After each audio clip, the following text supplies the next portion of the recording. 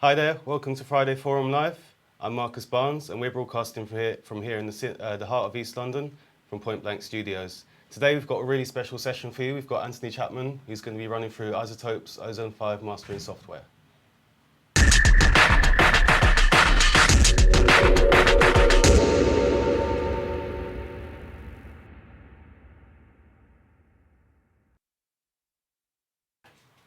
But before we get into that, I'm going to let you know what's been going on around Point Blank this week. We've had lots of great stuff, loads of great content as usual. Two great videos that have gone up on YouTube this week. First of all, Anthony Chapman's, the second part of his 9 Lives of Ableton series. That was focusing on making beats and creating grooves. And also Ski, our expert tutor, has deconstructed Get Lucky, Daft Punk's ubiquitous hit. And also, we wanted to just remind you that you can win a Pro Producers course. If you go over to pointblankonline.net and register on the site, you're entered into the draw to win a Pro Producers course, which is brilliant, of course. Anyway, let's get stuck into this. Ant, nice to have you back here. Thank you very much. Thanks, Marcus. I just want to basically today run through using Ozone 5 for mastering. And a lot of people have kind of tried this out, and I know a lot of students have got experience of using Ozone, either version 4 or now version 5, which has been out for a little while now.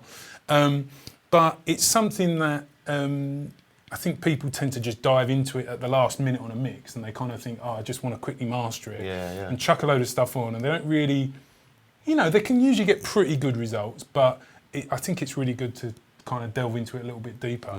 Now, obviously, you know, we've only got so much time today, so I'm going to quickly work my way through all of the modules. And I've got a track by Mr. B, the Gentleman Rhymer, on here, which is an artist I've worked with a lot. I used to be in a band with him many years ago. And this is from his new album, so this hasn't been heard anywhere yet. This is, you know, he's playing at, I think he's playing at Festival tonight, maybe, I think. Or he might be doing a couple of sets, actually. He's doing the Edinburgh Festival as well. Like, you know, so we were rushing to get this finished before his like summer madness started. So you've mastered the whole album, have you? Sort of co-produced about half of it, because he's based in Brighton, he did some tracks in Brighton with an engineer down there. He did sort of more acoustic type stuff. I was helping him out with all of the more hip hop type stuff. And generally he makes his tracks in Reason or using Beatmaker on the iPad, and then he'll come to me and I'll kind of sort of augment those with some slightly posher sounds and make it sound a bit more finished, and then mix it and bring some production ideas to it as well. But I mixed all of the stuff that I produced, I mixed, and but then I mastered everything. So I mastered the stuff I mixed as well as this other guy, Tim, the stuff that he did. So that was a bit of a challenge, and in a weird sort of way, mastering the other guy's stuff is easier, because when it's something you've worked on all the way through from the start, by the time you get to mastering, you put it in Ozone, you go, oh, it sounds fine. It's totally fine. You know, whereas when it's somebody else's, you go, oh, this sounds good, but I know what I can do. I know what I can do. You're much more objective about it. So yeah, but I would advise, if anybody's interested in Ozone, if you go to Isotope's website, there's a brilliant like free PDF ebook they do, a guide to mastering in Ozone, which is written by, I'm very embarrassed to say I can't remember his name, but written by a top mastering engineer, and it is an absolute goldmine of info about Ozone. It's kind of like, you know, really that's the manual that you want to look at, you know. So I would advise anybody who's got Ozone and maybe they're thinking about getting a bit more deep in it, or thinking about getting into Ozone, go and check that out, okay? So I'll just give you a quick blast of this track so you can get an idea of the sort of sounds we're dealing with, okay? Let's run it back to the top. So it's kind of it's a sample heavy track. I was about to say. And it's got a real, like, because it's Mr. B, the Gentleman Rhymer, I'm sure there's people watching this who are familiar with him because he's a bit of a YouTube star. He's kind of like Edwardian chap who raps. So he has a very sort of amazing moustache and wears very dapper kind of outfits, lots of tweed and stuff like that. And so a lot of his tracks, he samples kind of like 1920s, 1930s type stuff. That fits in with his whole kind of... Exactly. And so he's got this really nice piano sample, but you know, it's just a nice bouncy kind of hip hop vibe. The beats are actually really nice, you know. This is the thing that I really like bringing to it because you know it's kind of cabaret, it's humorous, but I want the music to sound good as well. I want it to be listenable, you know. And I think you know, particularly this one and the last album, I think they're really great records, you know. So what I'm going to do first is I'm going to work through the modules in Ozone one by one, okay? And the first thing I want to do is I'm going to start with the EQ here. But before I do anything else, what I'm going to do is go into this thing here, the graph. And the graph shows us the modules that are in Ozone, and they run from left to right. So the way it's working at the moment is the audio goes through the first EQ, through the reverb, which may seem a bit of a strange inclusion from mastering, but it's actually very useful. We will look at that briefly in a sec. Then we've got this section where it says shared crossover. These are the 3 multiband processors, okay? So when it says shared crossover, basically what that means is each of these processors is multiband, but the crossover, which is the frequencies at which you set the separate bands, are shared between the 3. Right, cool. So it's just marked them out there so that you can see that they are sharing the same crossover. I think that's a good thing because when you're doing different stages of multiband processing, I think really you want to have it all sharing the same crossover. Otherwise, it can get a bit messy. And so we've got dynamics, which is compression, limiting, and also a kind of a gating expansion type thing. We've got the exciter as well and the stereo imaging. Then we've got the channel ops, and basically channel ops is making the track mono or reversing the phase of one side and stuff like that. Then we've got the loudness maximizer, which of course is what everybody's interested in. And in Ozone, it's brilliant as well. We've got the spectrum, which is the spectrum analyzer. And we've got the phase meter as well, which is the meter that shows us how in phase it is. Yep. But then at the end, this is a new thing in Ozone 5, we've got the second EQ, EQ2. Now, my personal preference is to grab that and put this before the limiter, okay? Because for stuff like this, pop music, I tend to be mastering up to 0 dB or just under 0 dB. And of course, as soon as you add any EQ, even a cut, it's probably going to clip, you know? So I like to put that before the loudness maximizer, and I like to basically just save that in case I need it as a little bit of extra sculpting. If I've done my multiband stuff and I've done my, you know, the exciter and the stereo imaging, then I think, oh, actually, I just need to tweak the EQ a little bit more. I just leave it there. But by no means do I always use it, okay? So let's get stuck into some EQ. So we've got the buttons here for each module, okay? And I'm going to start on the EQ here, turn it on.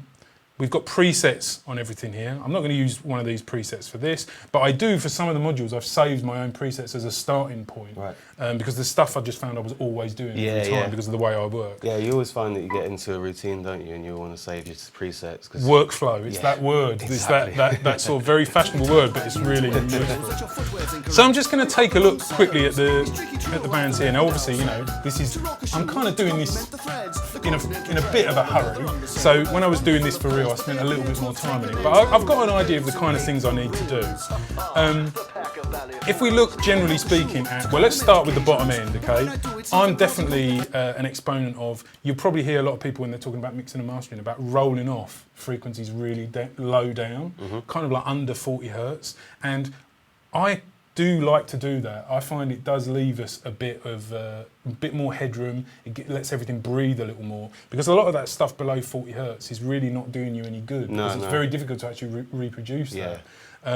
So what I'm going to do is change my first band to the high pass. Okay, and it's at the moment it's on the 24 dB slope, which is, you know, it's fairly hard. So if I play it and I sweep it up, we can have a listen to what it sounds like. So it's pretty good, it's very clean, you know. But I'm actually going to try making it a bit smoother like that. And so the roll-off I've got there is kind of focused on about 35 hertz, okay? So by doing that, I'm not really having a bad effect on the bass in the track. I'm just tidying up some of the very, very low frequencies that take up a lot of space, okay?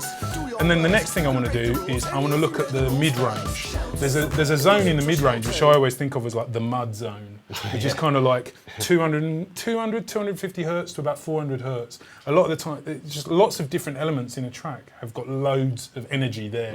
And that's fine, But when you pile them all on top of each other, you kind of get this swelling at that area, okay? So if we have a listen, now in Ozone there's a really cool thing, which is if I hold down Option or Alt, and then I click in the spectrum, I can like focus in on the frequencies. It's similar to there's a feature in the EQ8 in Live 9, but that is focused on the change that you're making. Whereas this is actually you're just listening to one band at a time, okay?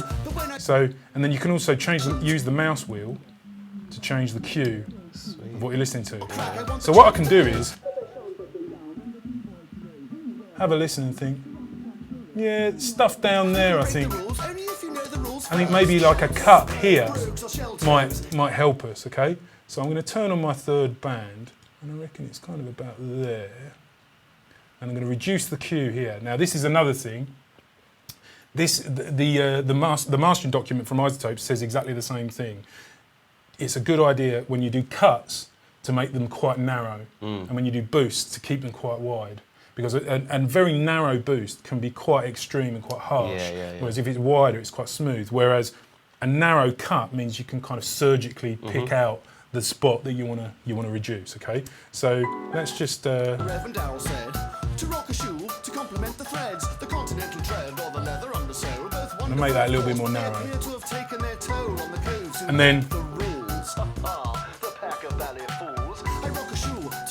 Yeah. To me, that makes quite a big difference because it's much less boxy with this. There's just something in that bass sound, which I should say I kind of added. Like I recreated that. I used the synth to recreate that bass sound. But there is something quite boxy about that. So I think it works a bit better with that cut there. Then another area that I want to look at is the top end. Okay. To complement the threads, the continental tread or the leather undersole, both wonderful of course, but they appear to have taken their toll on the coves who ape the rules. Yeah, I just want to have a look at the top end here, okay? I'm just going to try adding a little bit of sparkle. Turn that off.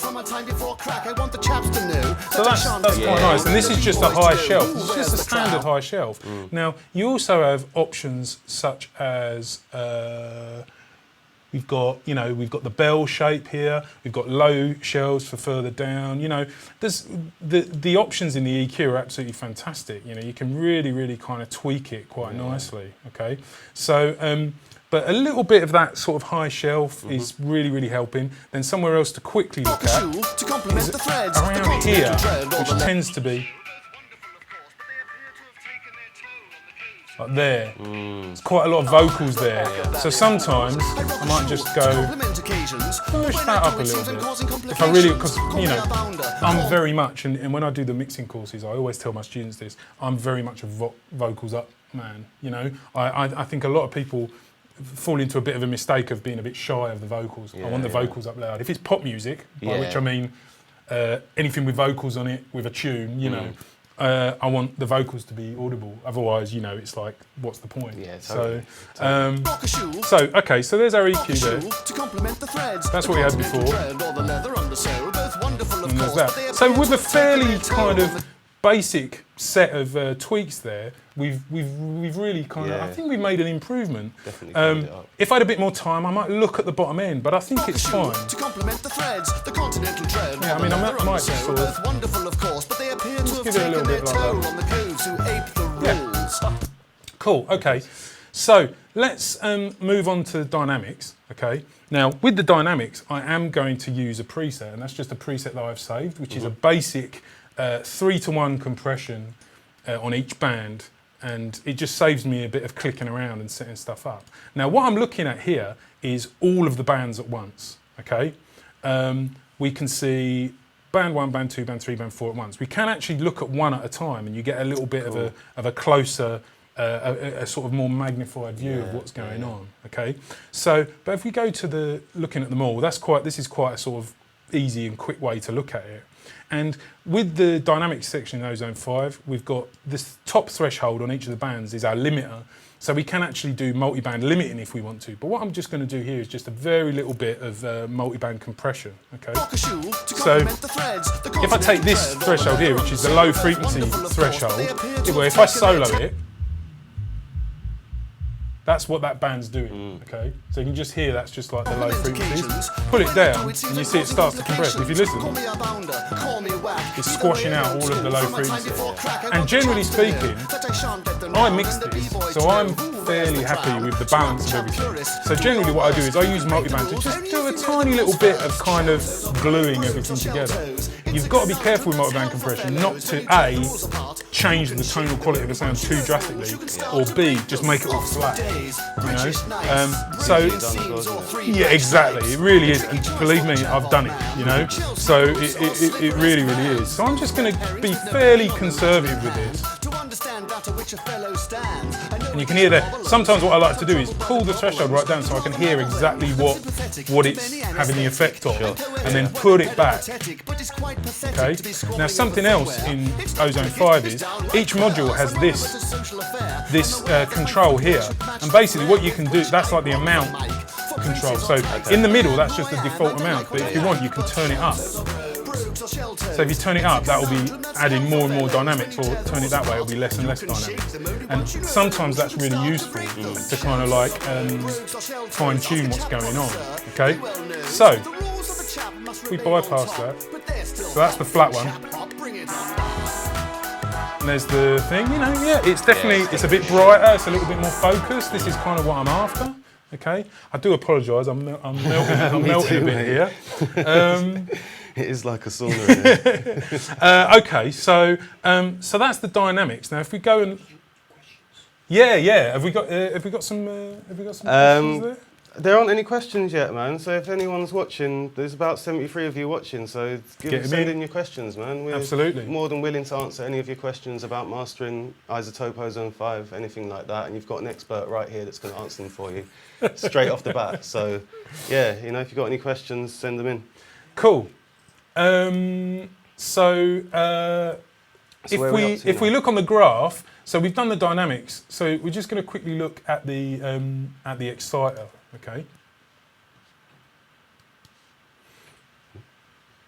So let's head down into the exciter here.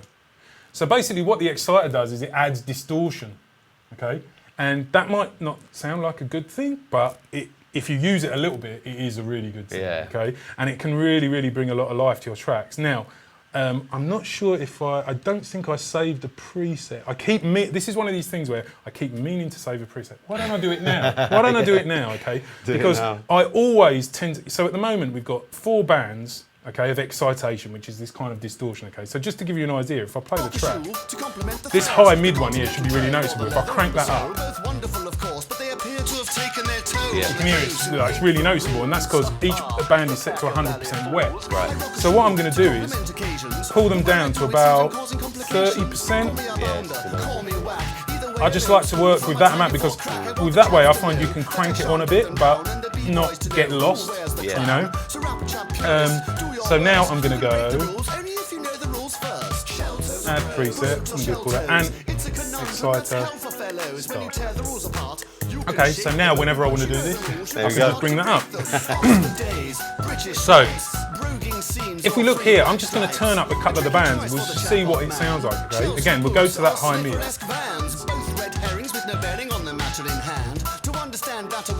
See, it's quite subtle, even when I turn it all the way up. But it just gives it more bite. It's really useful for sparkle, I find, as well. And stuff in the low frequencies can be really, really helpful as well, okay? So if we A-B that. Yep. Now this, I always find the low mids, you've got to watch out, because it can just be a little bit unbalanced. It's kind of, again, it's the mud zone, you know? You just got to watch out for it, you know? Yeah, already I think it's sounding way, way more focused, you know? Really, really more focused. So is there any questions so far? There are questions, yeah. Thanks, everyone. What do you want the analyzer levels to look like? Do you generally want the frequencies all the same level? No, absolutely not. The thing to remember about the spectrum analyzer is it depends on what kind of music you're doing. Yeah. Okay. So, for example, if it was classical music, the spectrum would be so different because there's not like pumping bass all the way through, and also any bass in classical music is acoustic. Yeah. So if you compare that to, let's say, rock music, where you would maybe have bass drum, bass guitar, that would look a bit different. And then dance music or hip hop, which has electronically generated bass, which is very pure and very powerful, you'll see a lot more going on in the spectrum. So what you really want to look out for in the spectrum is you don't want to see it squaring off at the top, because obviously that's going to indicate clipping. And you just want to try and make sure that it's not like certain areas poking out. Certainly, you know, in the online mixing course that I teach, we do a lot of stuff about the fundamental and the harmonics in EQ, and where if you play the piano and you have the spectrum analyzer and you see the fundamental poke up in the spectrum, and then you see all the harmonics. And obviously, if you've got something that's got a big lot of tonal stuff going on, you'll see those. So you wouldn't want it to be flat. So you just got to keep an eye on it. But if you see, I'd say what you need to watch out for, especially at the bottom end, is stuff that's really wide and peaking, because that generally to me would suggest you've got a bit of a problem in the bottom end and you need to calm it down a little bit. You might find that a roll off like I did there on the EQ at the high pass might not do it for you. You might actually need to go in with a bell curve and do a bit of a cut about like 80 hertz just to bring it under control. That said, the multiband dynamics in Ozone 5 can help keep big bottom ends under control as well, like you know, just adding a bit more on the bottom end. So no, you definitely don't want to be aiming for it to be all equal. I mean, that's the irony, isn't it, of EQ, equalization. That's because when people started doing EQ, they thought that the best sound would be if every frequency band was the same. And of course now we know that's not. No. So yeah. In the dynamics section below the -10 thresholds, there is a -80 level for something. What is its job? Oh, okay, cool. So if we go here, so this here is the threshold for the gate. Okay. Now I don't use it an awful lot, but when I do use the gate in Ozone is if I'm mastering something and it's quite noisy, as in like hiss. Yeah. Because for me, that can be quite, if I don't want to just noise reduce everything, if I just want like to cut out the hiss when the track's really quiet and it's noticeable, if I just gate off the high frequency part of the multiband when it falls down below a certain level, that usually takes care of it. Let me just try and demonstrate. So basically, if we go here, I have to turn the ratio of the gate up. So I'll turn it up quite high, okay? And if I solo this band, and then if I, so you see it's starting to pull right down, okay? Obviously, as I push it up, the threshold for the compressor gets pushed up as well, because it doesn't let you have the threshold for the gate higher than the threshold for the compressor, because obviously that would kind of not work, because you're not hearing anything by that point anyway. But that's basically what that's for. But it's something that, I only use very rarely. But the thing is, you know, you can use Ozone as a mix tool. So, you know, I mean, I use Alloy too, and the multiband dynamics functions in much the same way. And sometimes I will use that as a mix tool. Rather than gating everything on a sound, I'll just gate one part of the band. So that's what that is. Wicked. So before we carry on to the next module, shall we answer one more question? Yeah, let's do it. Cool. Yeah. Okay. Do you ever EQ using the mid/side setting? I do, yes. And I've got a feeling that when I mastered this for the album, I did use MS. Yeah. So just to give you a very quick sort of demonstration, I'll flip this to MS, and basically what this does is, so what I've been working on so far is EQ as stereo, left and right. Sure. And when I switch to MS, essentially what it's doing is, mid is everything that is equal in both channels. So everything that's in the middle, okay? So generally you would expect to hear in that kick drum, snare drum, vocal, like lead vocal, stuff like that. Then the sides is everything that's unequal in both the channels. So invariably what you end up hearing usually is a lot of high frequency stuff, hi-hats, cymbals, synth pads, all stuff like that, okay? So let's just have a quick listen, okay? So I can solo each side of it. So if we solo the mid, so that's the mid there, and if I go to the sides, okay? And that all makes sense to me, because obviously as I mix the track, I know that I widened the high frequency parts of the bass. I put those through a widener. and I think I use Sound Toys little micro shift to do that, and then obviously cymbals and stuff like that, they're all in there as well. And also we can hear the reverb and stuff like that, because all that tends to be stereo. So yeah, I do use it a lot. I mean today I'm trying to keep it simple, but yeah, I do use it. It's really handy. It's well worth getting into. And you can also use MS on the dynamics as well. So you can do cool. MS multiband dynamics, which is a bit complex. Yeah, your head starts to spin a little bit, but you know, it is really good. Yeah.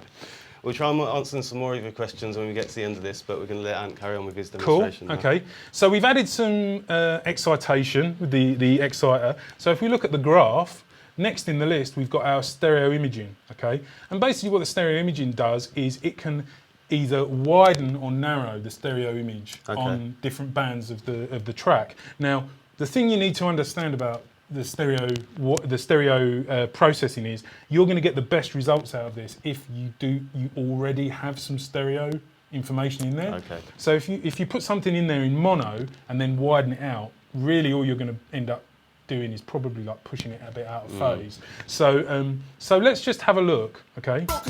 Now you can see we've got this meter here, okay? This is our polar meter showing us kind of the stereo image there. And this track is not massively stereo, but there's a few elements that are in there. So I'm just going to sort of just push it up a little bit in the high frequencies and the high mids, okay? Just a little bit, okay? And you can see it's starting to change the way it's looking. It's catching the odd thing there and sending it a bit further out to the sides, okay? Then we've got this meter here, which is showing us the overall kind of bias from between the left and the right, okay? Now this up here is quite important. This is the correlation meter, or the phase meter, sometimes it's called. And effectively, that's showing us the difference between the two sides of the track. And the thing is, you don't want them to be too different, because that's going to signify this out of phase. And as long as it's sitting mainly up there in the positive, that's cool, okay? So at the moment that's fine. Like I said, I'm not worried because this isn't a really wide track. But there's one thing I always do with the stereo processing, okay? Particularly with anything that's kind of like hip hop or dance or even like rock music, is the first thing I do when I open this up is I mono the bass, okay? Okay. That very lowest band, that's, you know, if we listen, solo that. It's all very low frequencies, but my personal preference is to always mono those, because if you've got stuff there that's maybe a little bit wide at those low frequencies, it just takes up a huge amount of space. And also very stereo bass, when you come to mastering, particularly if it's going to vinyl, that can really cause big problems. So I always mono the bass. I think bass always sounds a lot more punchy when it's in mono, okay? So at the moment, the continental trend or the leather undersole, both wonderful of course, but they appear to have taken their toll on the grooves who aim for brilliance. I think it's I rock a shoe to complement occasions, but when I do it seems I'm causing complications. I think it's sounding pretty good. I think you know, it's subtle, but it's a bit brighter. It's a bit more open. Most you know, definitely. Like I said, this is I mixed it, so it's difficult for me to get in there and just completely what is this? Oh, this mix is terrible. You know, because to me, I've lived with it for months and months. Yeah. So that's the stereo image in there.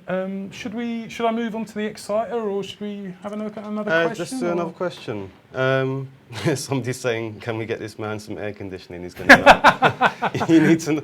You're saying that as a comment, but you need to be in here. It is pretty. There we go.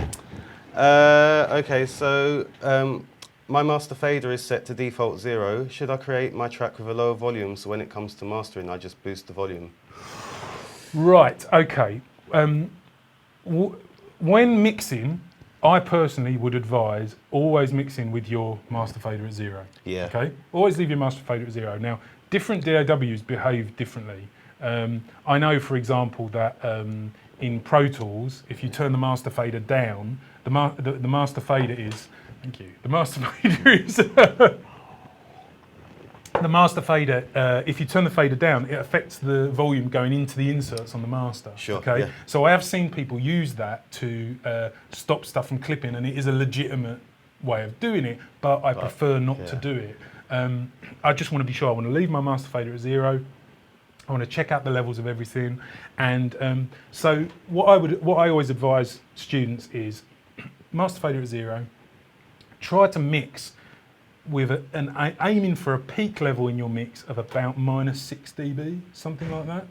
Obviously, this is assuming that it's quite pumping music, dance music, hip hop, whatever.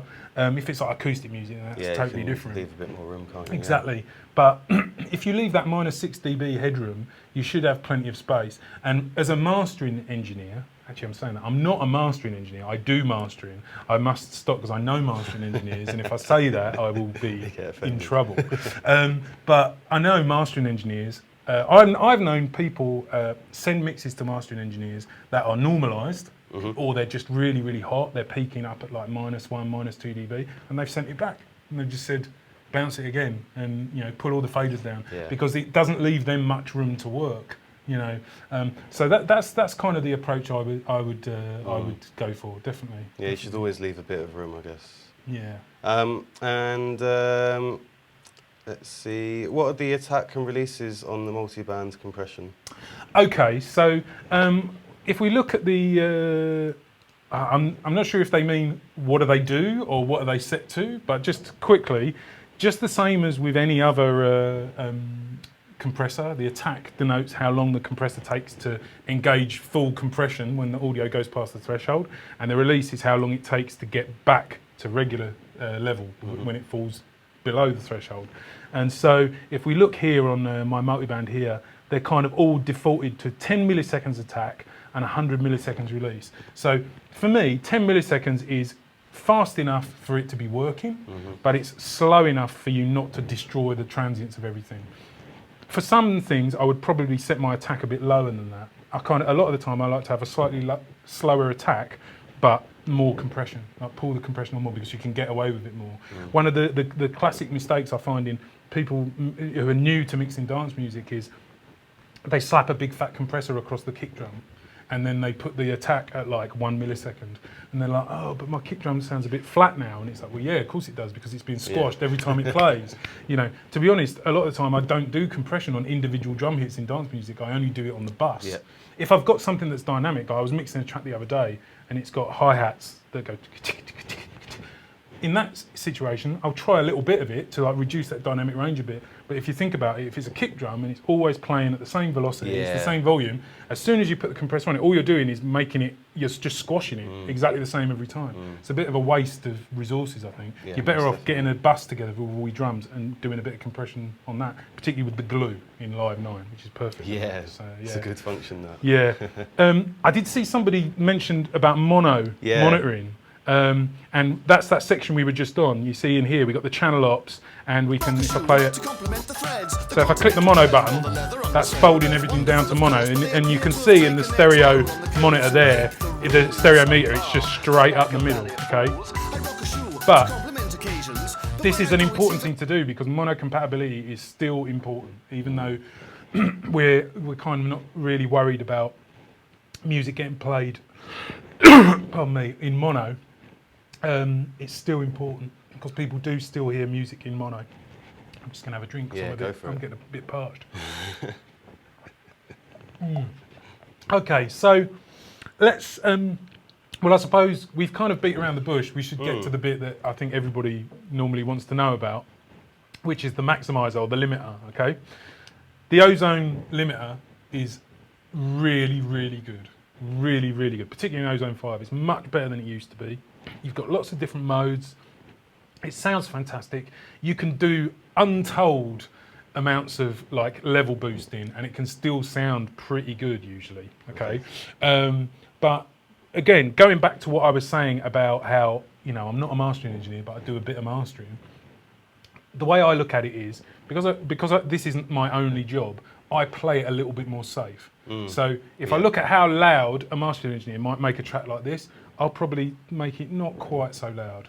So usually in mastering, obviously we're going to get this up to pretty much 0 dB. I normally set the margin like I've got here to minus 0.1, just to leave that little bit of breathing space.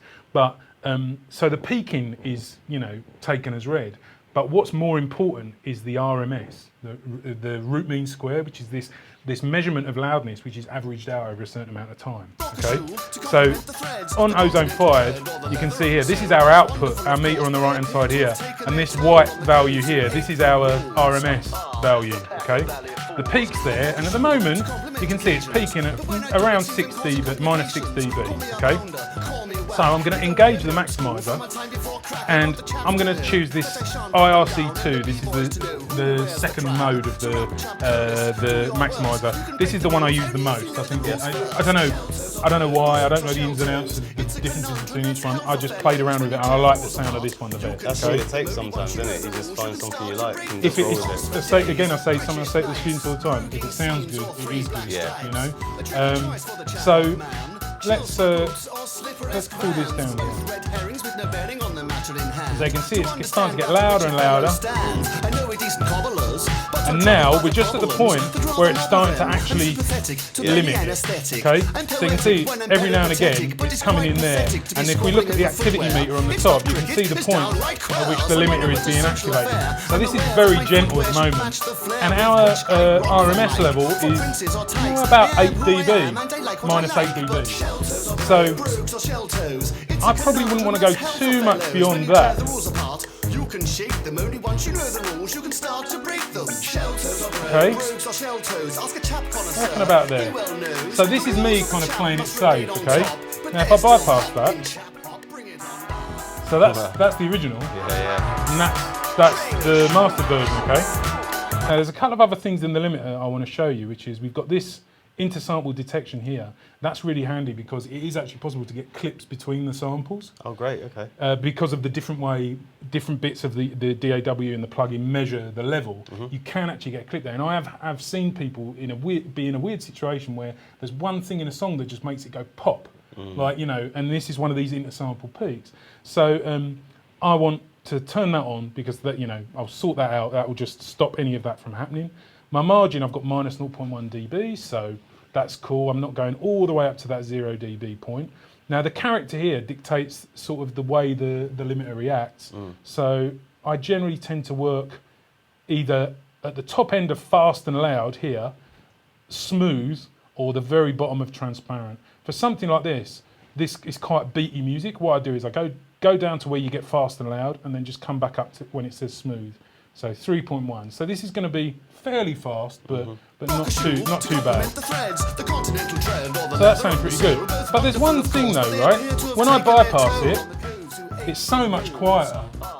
And so your immediate response is, wow, it sounds so much better when Ozone's on. Loud as well. You know, oh, it sounds loud, it sounds amazing. But that's a bit deceptive. Definitely. Because we're just reacting with our gut instantly. So in Ozone, we have this fantastic little option here, which just makes it so much easier. Automatically match effective gain. Okay, so basically we've got a setting here where we can set the gain when we turn bypass on. But if we turn on that automatically match effective gain, let's see what we get. So that's the master version, and then when I bypass, it's kind of the same level. Now you'll notice it actually clips because it's trying to match the level that we've got, and because it's not limited. But I think for just checking the actual difference that you've made, so you know, now I just want to kind of like do a last little bit of, I just want it to be a little bit brighter. Yeah, that's sounding pretty good, you know. If, like I said, if this was something I was spending more time on it, I'd probably get much sort of deeper into it. I like to check it on headphones as well, to be honest. Yeah, it's a good way to do it. Just to get a bit more focused in on it, you know. But I don't do my, you know, my actual mastering. I No, but just for testing every now and then. Yeah, absolutely, it's definitely worth it. So, is there Do you any want more to questions? there was a good one about somebody was asking, would you not recommend home mastering before releasing commercially? Because if it's hard to get professional master, I've done mastering myself, the guy says, but when he gets a pro, it said it just sounds slightly better. Yeah. Well, there's a bunch of different things to think about with that. On the one hand, mastering's never been cheaper. If you go to somebody who does mastering online, I've known people get jobs done for really like very reasonable price for mastering an album, and they've done a fantastic job. Always kind of get references, ask people you know if they've used any of these online mastering places. The way I look at it is, you will probably have a good idea of how much budget you need to assign to mastering. That's it, isn't it? If you're just starting out and you're just getting something out there, get it done online, or just find somebody else you know who does mastering, get somebody else to do it. To me, that's the most important thing, is a fresh pair of ears to do the master. But the next level, I would say, if it is a commercial release, maybe it's a digital release, then find one of these online mastering places that has a good rep, and maybe you know somebody who's had a good job done through it, and use them. But if it's a bit of a bigger release, if it's quite a serious release, maybe you've signed to a label, or you've signed the track to a label, and they've got a bit of budget, they're going to market it, then maybe you're at the point where you should be thinking about doing an attended cut. I have to stop myself saying cut. Well, you say cut because that's from the days of vinyl, but an attended cut would be when you went to the mastering studio at a certain time, and the engineer would master your record there with you, and you would be able to make suggestions about the way it goes. The thing about attended cuts is they're much more expensive, because obviously they have to say you are booked for this amount of time, and time in a mastering studio is more expensive than in a recording studio generally. So, but I would say think about the level at which you're going to be working. But if you can, even when you're starting out, if you can get somebody else to master it, even if it's just somebody you know, or like a friend of a friend who kind of knows what they're doing, get them to do it, and that fresh pair of ears will really help. It's a massive lesson to be learned, isn't it? Yeah, definitely. But I think as you get more experienced with stuff like Ozone, you can really learn a lot. And one thing I would recommend doing is perhaps if you're a student or something like that, maybe just like do a bit of a mastering exchange. Get just have a bit of a swap. Say to somebody, you give me one of your tracks, I'll give you one of mine, and let's both have a go at mastering it and see what we come up with.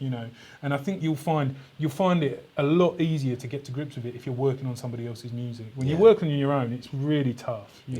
So really true. Man. Can you talk about the transient recovery function? Would you use it on a dance track? I can't talk about the transient recovery function because that's a function in Ozone 5 Advanced, and I only use the standard version. I do apologise, but it is the one reason that I would really like to have Advanced. So basically what we're talking about here is, obviously, when we if we look at the limiter here, the maximizer, we can see in the activity section up here the points at which the limiter is pushing down to stop it going over the maximum level, okay?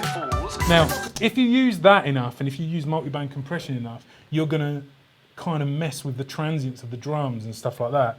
And the transient recovery feature in Ozone 5 Advanced is essentially something that you can dial on to recover a bit of the transients, but still not clip beyond that threshold level on the master.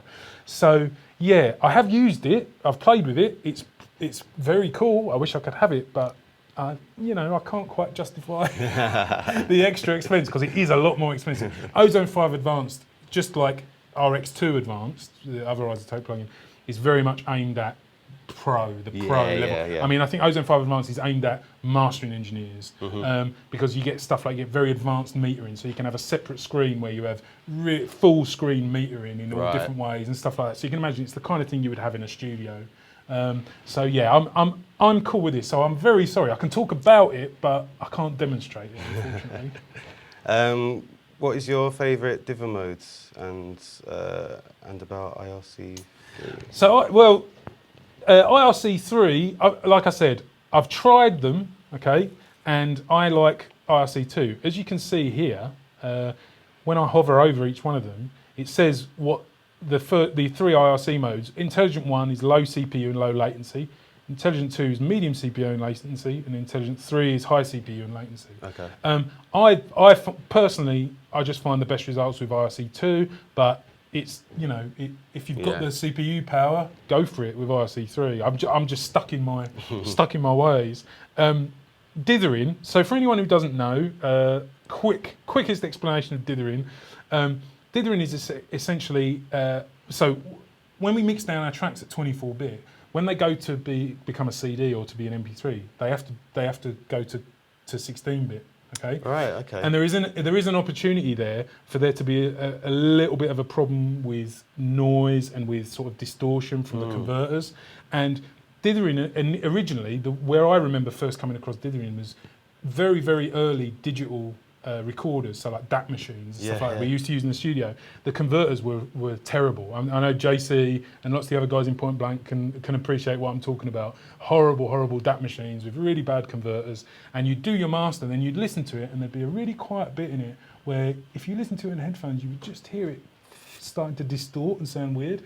And that's because these really old converters, when the audio got really, really quiet, it couldn't really decide, is there audio still there? I think there is. Yeah, there is. No, I don't think there is. Oh yeah, I think there is. No, I'm not sure. And that distortion was it basically turning on and off. Right. And the first time I came across dithering was on a Sony DAT machine, where you could add dithering, and basically what it would do was put a very incredibly low level of noise on the recording.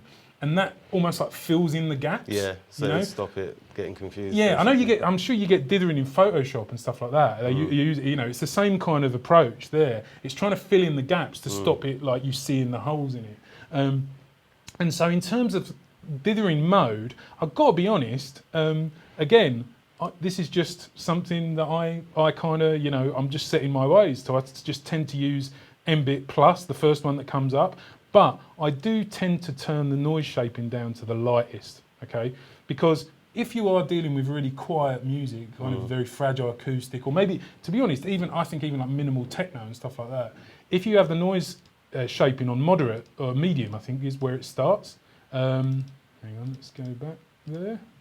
You can hear that, when it gets to really quiet bits, you can hear it. So I tend to go really light because if I'm using dithering, I only really want it to be there in case of emergencies. Yeah. I don't really want to do too much. But yeah, I tend to just use M-bit, leave it on very light noise shaping. So sweet. Cool. I was going to ask you I've got a question for you myself. Talking about 24-bit and 16-bit, can you actually tell the difference yourself between 24-bit and 16-bit mastered productions, or do you think that's something that's sort of touted around as a myth?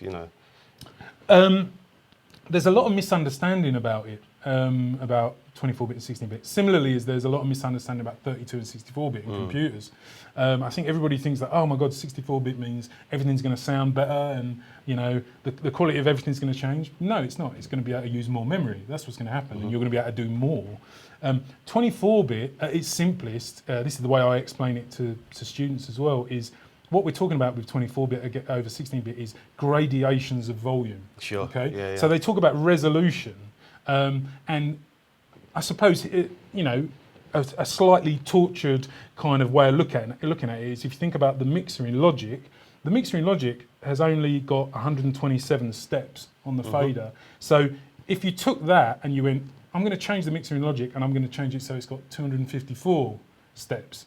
So this is a similar kind of thing from 16 to 24-bit. Obviously, it's not doubling, but 16 to 24-bit just gives you more gradations of volume. But we always have to end up going down to 16-bit if we want our music to be CD or MP3. It's all, and I'm pretty sure AAC is 16-bit as well. Some crazy people release music as 24-bit WAVs, but that's only for serious audiophiles, of which I'm not. And I think everybody I know who does the same kind of job that I do, the irony is that we all have like the worst home stereo setups. I've got a little Bluetooth speaker. That's why I listen to everything on at home. So, and then there's people I know who don't do any kind of working in studios and making music, and they have amazing hi-fis, and that's great. But for me, it's almost like I think I sit in the studio all day with great monitors, then I go home and I just don't want to think about it. Well, before we melt into nothingness, I think we should call this a day. But thanks very much, man. My very, pleasure. Very insightful, as always, as expected. And sorry to the guys whose questions we didn't get to answer. There was loads of you asking questions. Yeah. I'll try and get on there and answer a few. When I do these, I do try to get on there and answer a few in the comments. That's what I was going to say. Yeah, Anthony will try and get on and answer some of the questions that didn't get answered during the session. But thanks everyone for tuning in. Thanks for bearing with us. We've been sweating our guts out here. And make sure you tune in again next week, 4 p.m. for the Friday Forum Live. And to the guy that was asking about Russell Howard, that's Luke Hopper, our usual presenter. Russell Howard. Yes. He's on holiday this week and he'll be back next week, so make sure you tune in, 4 p.m. Thanks a lot.